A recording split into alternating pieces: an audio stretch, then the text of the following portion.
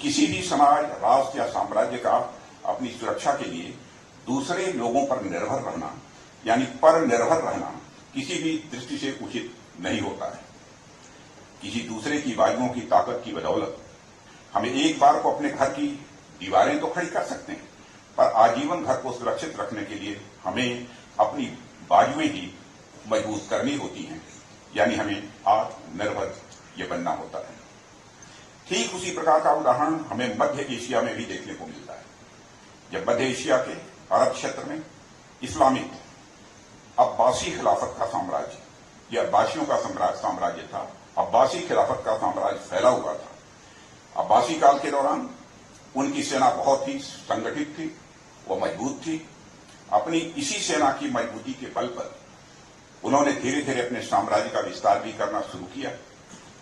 विस्तार करते करते अरबों का वह साम्राज्य एक समय टर्की तक पहुंच गया। साम्राज्य के विस्तार में धीरे धीरे अब्बासियों के अंदर एक महत्वाकांक्षा को बढ़ाया। उन्होंने सोचा कि कुछ और एरिया को हम अपने अधीन कर लेते हैं और अपनी उसी बढ़ी हुई महत्वाकांक्षा को पूरा करने के लिए अब्बासी शासकों ने अपनी सेना की संख्या भी बढ़ानी शुरू की। उसने सेना में तुर्कों को भी भरना शुरू कर दिया।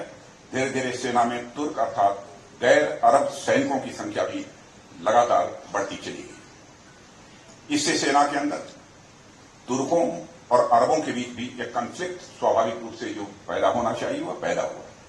धीरे धीरे वह कॉन्फ्लिक्ट वर्चस्व के संघर्ष में बदल गया, जो अंत में अब्बासी खिलाफत साम्राज्य को भी लेड हुआ। इस हिस्ट्री से भी आप अच्छी तरह परिचित होंगे और यह घटना हमें बताती है कि हमारी असली ताकत हमारी अपनी सेनाएं ही हो सकती हैं। दूसरे लोगों पर निर्भर रहकर कोई समाज अपनी संख्या बढ़ा तो सकता है, अपनी ताकत नहीं बढ़ा सकता। हमारी ताकत केवल और केवल आत्मनिर्भर होकर ही बढ़ सकती है। इन दोनों उदाहरणों के माध्यम से मेरे कहने का मतलब यह है कि किसी भी राष्ट्र की सुरक्षा के लिए सेना सबसे महत्वपूर्ण अंग होती है। एक सशक्त सेना के बगैर आप न तो अपने राष्ट्र की सीमा की सुरक्षा कर सकते हैं और न ही अपनी सभ्यता और संस्कृति।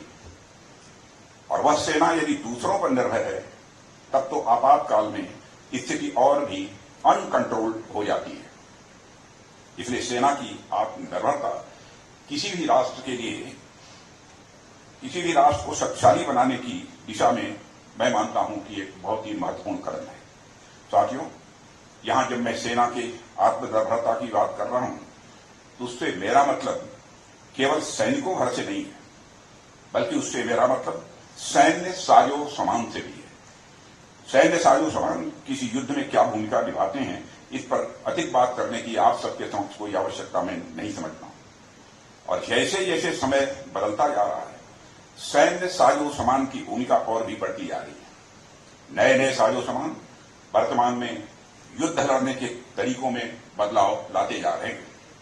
और आज जब टेक्नोलॉजी नाम का एक नया योद्धा वॉरफेयर में आ गया है, तब हमें कहीं अधिक आगे बढ़कर सोचने की आवश्यकता है। हमें बियॉन्ड द हॉरिजन जाकर सैन्य साजो सामान के क्षेत्र में भी आत्मनिर्भरता प्राप्त करने की जरूरत है। जितना महत्वपूर्ण हमारे सैनिकों का शौर्य और पराक्रम है, उतना ही महत्वपूर्ण प्लेटफॉर्म्स, इक्विपमेंट और नई नई टेक्नोलॉजीज का भी महत्व है। साथियों, हमने अतीत में देखा है जहां एक विशाल लॉयल आर्मी होने के बावजूद कई छोटे बड़े साम्राज्यों का विघटन हो गया। आप आधुनिक भारत में देख सकते हैं, जब अंग्रेज पूरे भारत में अपना साम्राज्य का विस्तार कर रहे थे तो ऐसा नहीं था कि भारतीय रजवाड़ों के पास सेना नहीं थी।